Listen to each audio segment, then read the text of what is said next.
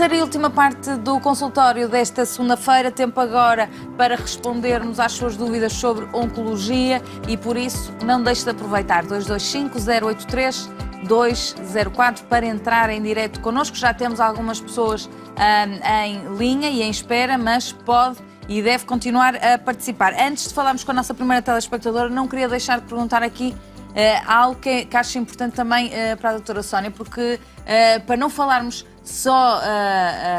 sabemos que a perspectiva do paciente é muito importante, mas também queria aqui na pessoa da doutora Sónia perguntar o que é ser oncologista, esta relação pessoal que se pretende criar pessoalmente.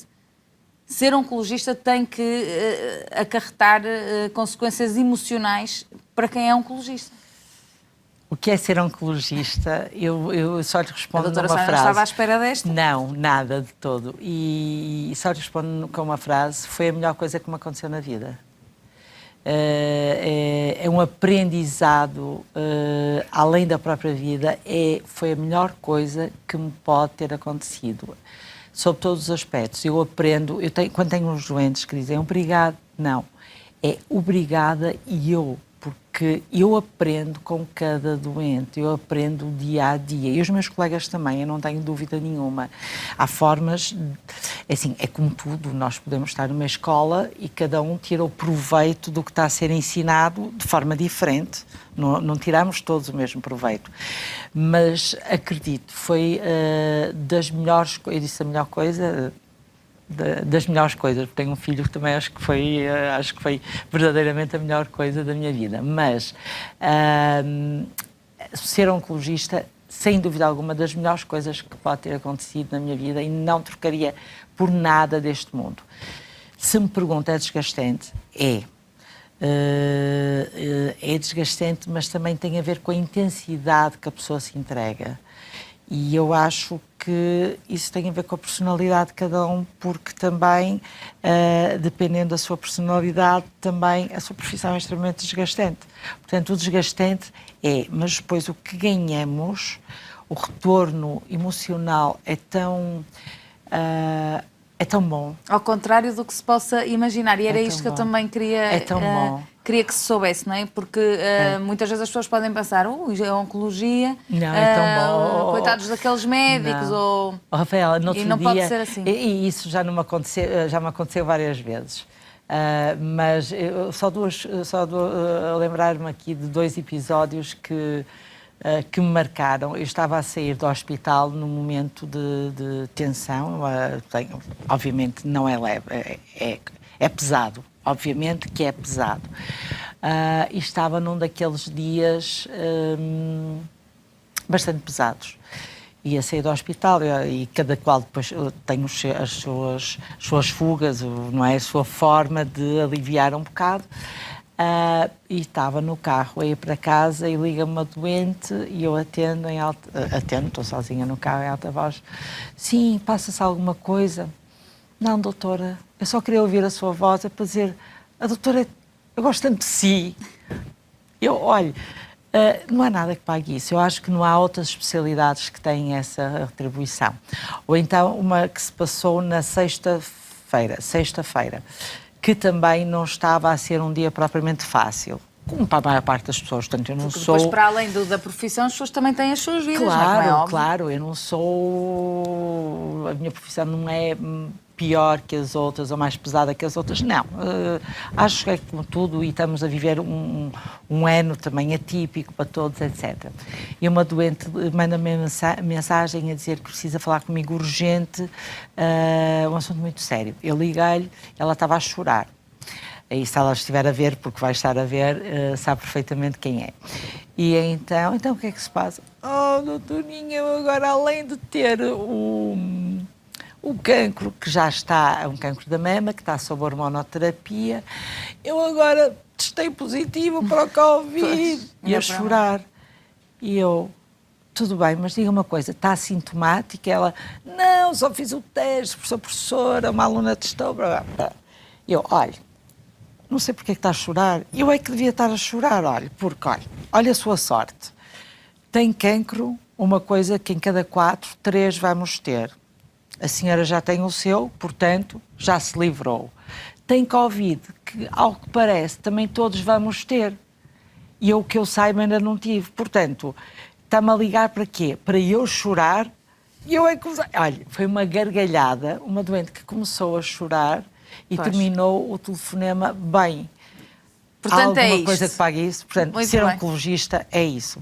Muito bem. Vamos agora então esclarecer as dúvidas de quem está em casa. De Beja, Ana Fonseca, boa tarde. Boa tarde.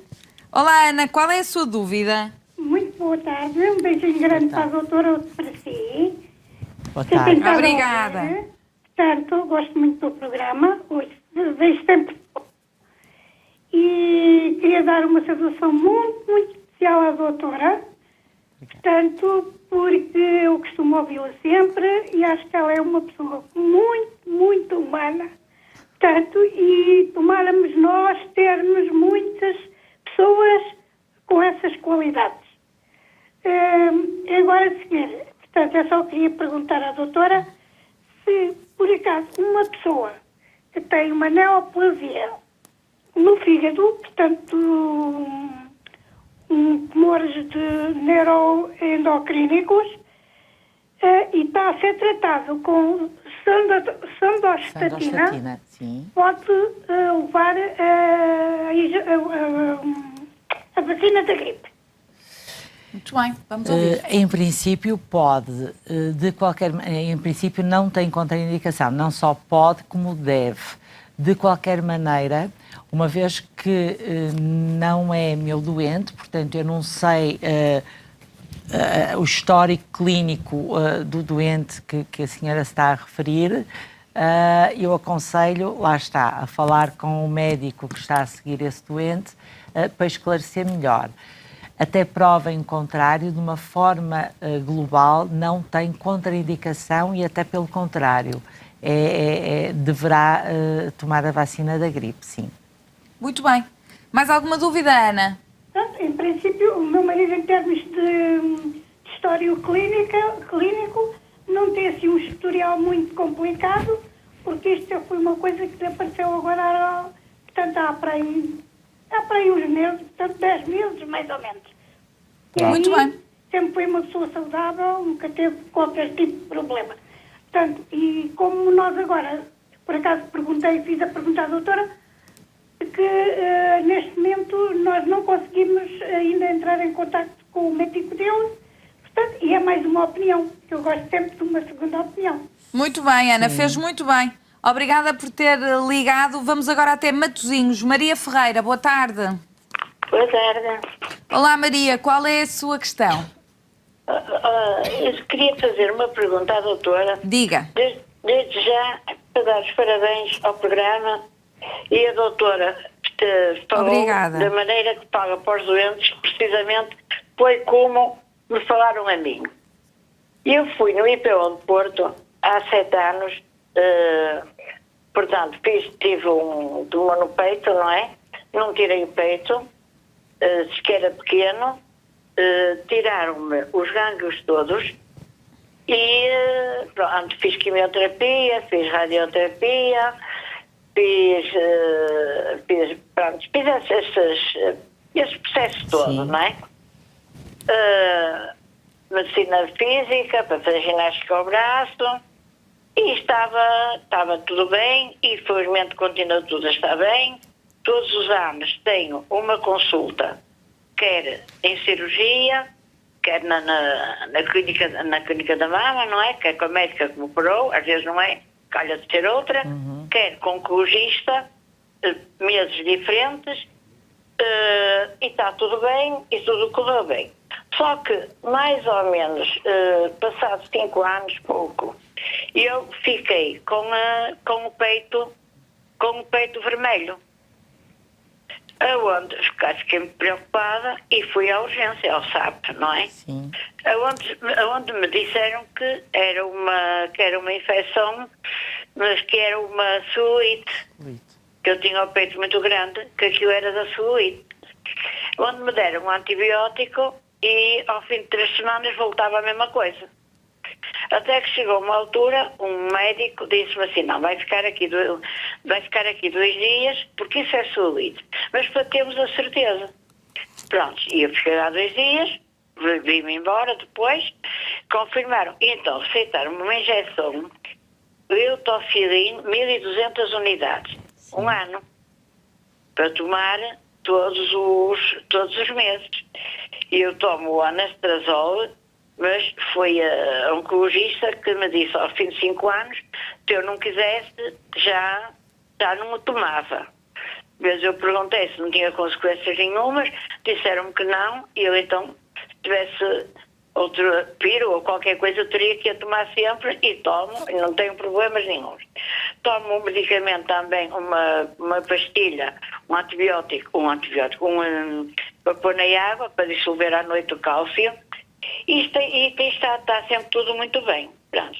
Só que fiz um ano... Desculpe, fiz uns deixe-me só exames. interromper aí um bocadinho. Disse-me que toma anastrozol e vai tomar para a vida toda, é isso? Não, a médica ainda não me deu alta, de oncologia. Portanto, a médica é que vai decidir quando é que vai parar o anastrozol. Eu percebi que a médica disse que a senhora teria entendido, que a médica lhe tinha dito que podia tomar para a vida inteira. Não. Enquanto eu queria, porque 5 anos o IPO já me cortava. Exatamente. Mas como ainda estava em consultas, estou? Sim. Como eu ainda estava em consultas, se eu quisesse tomar mais, e eu disse, doutora, se não me fizer diferença, eu tomo. Sim, mas vai tomar até ser estipulado, não é um medicamento que é para tomar porque sim. Há casos, mediante o tipo de tumor, que tem indicação para fazer 10 anos. Ou então pode ser para a vida inteira, sim, se tivermos a falar de um tumor que já as células tenham saído da mama e tenham ido para se alojar em algum outro órgão. Mas tudo bem. E a sua questão qual era então? E então, a questão é esta, doutora. Eu tomei um ano uma injeção. Já falou, Lentocilin, muito bem. Sim, para a 1200 celulite, unidades. Sim. E ao fim de 2, portanto, eu uma vez por ano tenho consultas, não é? Sim. Não, no mesmo dia, uma que Sim, vai ser sim. em abril, outra em outubro, ou em março, em outubro, em novembro, é o género. Sim. E faço as análises, faço a mamografia, ecografia, faço aquele exame nuclear, Sim. e está sempre tudo bem. Sim. Só que, ao fim de 2 meses e meio, eu perguntei à América se podia ir para férias. E a América disse-me que sim, e eu adoro, que eu não tenho nada que dizer, só bem. E eu fui para onde costumo ir, que é para um rio, perto de Coimbra, aquilo a água é correria, está sempre, não é água parada. E eu gosto muito de nadar, mas como eu não posso fazer agora hidroginástica, que era o que eu fazia, eu fui ir lá no rio e eu andava. E então, tentei nadar. Portanto, isto foi numa segunda-feira, eu até sexta-feira, portanto, não apanhava sol nem nada, não é? Eu até sexta-feira não nadava 1 hora, não nadava meia hora, mas nadava várias vezes, nadava mais. Maria, temos só que agilizar aqui um bocadinho, está bem? Que temos mais pessoas para entrar em linha. Pronto. Conclusão, doutora. Aquilo, e eu ao fim de 8 dias, apareceu-me outra vez, só que foi já uma coisa muito estreitinha, já que não foi que o vermelhão que me caçasse as costas todas. Onde eu vim ao SAP, depois pronto, mandaram para o hospital, não vale a pena falar mais nada. E então, o que é que me disseram? Deram-me uma carta que no IPO é que tinham que ver, porque passava uma injeção, mas era a minha médica. Então eu essa carta fui entregar à minha médica. Maria, temos que ser mais céleres. Qual é a sua dúvida para a doutora Sónia? Pronto, é isto. Pronto, agora a médica deu-me a mesma injeção um ano, 2.400.000 unidades. Sim. Ora, eu não sei, porque é que aquele bocadinho me apareceu. Agora, o que eu queria saber, o que eu queria que a doutora me explicasse, seria por eu nadar de vez em quando, ou esticar o braço, alguma, porque nós temos costuras por dentro, não é? Claro, claro. Ó Maria, o motivo exatamente porque terá voltado a celulite, a inflamação, nem eu nem ninguém lhe vamos poder dizer, porque ninguém sabe exatamente o porquê. Sabemos é que teria tido uma inflamação da mama, com o nome de celulite, que é uma inflamação a nível do tecido cutâneo, da pele, e agora, por algum motivo, terá voltado. Não acredito que tenha sido relacionado com o rio ou o lugar onde foi nadar. Poderá ter sido relacionado, sim, com algum movimento que tenha feito mais brusco. O importante agora é que deve manter a medicação que a médica lhe disse e deve ter cuidados de não fazer grandes esforços com esse braço. No fundo, é isso que importa, é não fazer esforços com esse braço e fazer a medicação que a médica lhe recomendou. Muito e bem. Vai ver que vai melhorar. As melhoras para a Maria. Vamos agora até Guimarães. Rosa Fernandes, ao telefone. Boa tarde. Boa tarde, menina Rafaela, e boa tarde, Sra. Doutora. Muitos parabéns pelo programa, que gosto muito de ouvir. Obrigada. Com Qual é a sua doutora, dúvida? muito melhor ainda. Obrigada. Olha, a minha questão é o seguinte, eu queria fazer uma pergunta à Sra. Doutora. Diga. Estou a falar muitas vezes de cancro, de pulmão, não tem muita cura e tal. Queria perguntar se uma pessoa com um carcinoma de pequenas células no estadio 4, quais são as hipóteses de sobrevivência dessa pessoa? Um homem contando com 67 anos. Pronto. Antes disso, ter acusado, portanto, já andava em consultas médicas, tinha acusado anteriormente um enfisema pulmonar. Muito Okay, bem. Então muito vamos lá. bem. É assim, as possibilidades em termos de percentagem valem o que valem. Nunca gosto de falar porque, no fundo, nós temos um doente, não temos uma percentagem. Eu posso dizer que, ao que tudo indica, o carcinoma pequenas células, estadio 4, significa que tem metástases em algum sítio, habitualmente é ou no outro pulmão, ou ósseas, ou eventualmente cerebral, mas pode ser algum suprarrenal também, mas pode ser algum dos outros órgãos que eu não tenha falado. O prognóstico não é dos melhores, ainda não temos terapêuticas que sejam eficazes como gostaríamos para essa situação. Portanto, o que eu lhe posso dizer, mesmo sem ver o doente e mesmo sem saber mais nada, só com isso, se me está a falar de um carcinoma de pulmão, pequenas células, estadio 4, atualmente, e mesmo já tendo disponível mais um fármaco que tem autorização para o tratamento, ainda não temos os resultados que gostaríamos. Portanto, em termos de prognóstico, é um prognóstico complicado e com algumas reservas. Rosa, só algum comentário? Quer só... Portanto, chegou a entrar no IPO, não era, chegou a fazer quimioterapia paliativa, portanto, ia quando mais ou menos bem, depois, mais tarde, foi para os ossos, e depois foi para o fígado. Entretanto, depois faleceu. Faleceu, durou um momento de 7 meses e qualquer coisa, depois descoberta a doença. Depois de ter feito o PET. Mas sabe que é por isso que eu nunca falo em tempo. Há doentes que podem durar mais tempo, há doentes que podem durar menos tempo do que esse doente que me está a falar, e há doentes que até podem vir a falecer de outra coisa qualquer, como eu costumo dizer, às vezes atropelado, sei lá, e que não seja do cancro. Agora, a priori estamos a falar de um tumor que não temos ainda grande tratamento, ou melhor, não temos o tratamento que gostaríamos, porque, por exemplo, o carcinoma de pulmão, não pequenas células, e já foi abordado na primeira parte o cancro de pulmão, o carcinoma de pulmão, não pequenas células, já não lhe falaria assim, diria, não, hoje em dia já conseguimos ter um prognóstico que já ficamos mais contentes e o doente consegue ter uma sobrevida longa dentro do possível. Muito pequenas células, não. Muito bem. De Lisboa, Maria Silva, boa tarde. Boa tarde. Maria, qual é a sua dúvida? A minha dúvida, eu já sei, não é? é dar os parabéns à doutora.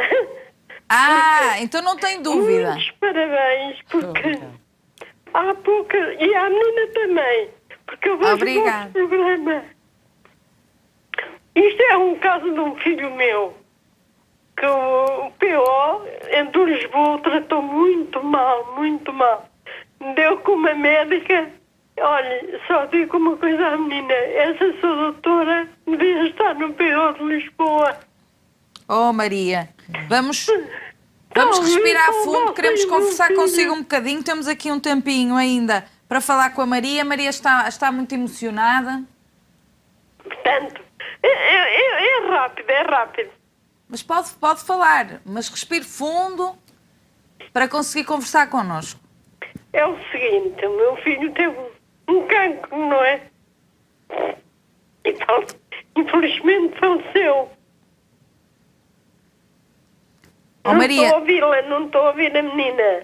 Maria, vamos aqui, eu vou dar a palavra aqui à doutora Sónia, que vai conversar consigo um bocadinho, porque às vezes nós, quando acontecem estas... Olha, é só para dizer à doutora Sónia que havia de haver muitas Sónias. Tá bom, obrigada, obrigada. Maria, muito obrigada, mas eu acredito que há as pessoas quando se entregam à profissão, agora, infelizmente, eu concordo consigo, há também, como em todas as profissões, há colegas que podem não Muito ter uma mais. entrega... Muito mais, muito mais. Se houvesse imensas Sónias, desculpe eu estar a falar assim. Mas a Sónia não é mais do que... Garanto mas que repare... o mundo havia muito mais salvamentos de pessoas cancerosas. Pois, mas uma coisa que tem que ficar bem esclarecida é que a Sónia Rego não é mais do que o que tem que ser, ou seja, a nossa obrigação enquanto médicos é ajudar o próximo do seu ponto de vista de doença. Enquanto oncologistas, é ajudar o doente e seus familiares do seu ponto de vista da doença, que, como já falámos na parte anterior, se embarca também um componente familiar, numa situação que me está a falar, é um filho e não deve haver dor maior do que a perda de um filho, não deve haver dor maior, e isso também tem que haver uma sensibilidade por parte de quem está a tratar. Nós mandamos aqui um beijinho à Maria Silva especial. Vamos também agradecer uma vez mais a presença da doutora Sónia Rego aqui no consultório. Amanhã estamos de regresso às 15 horas. Até amanhã.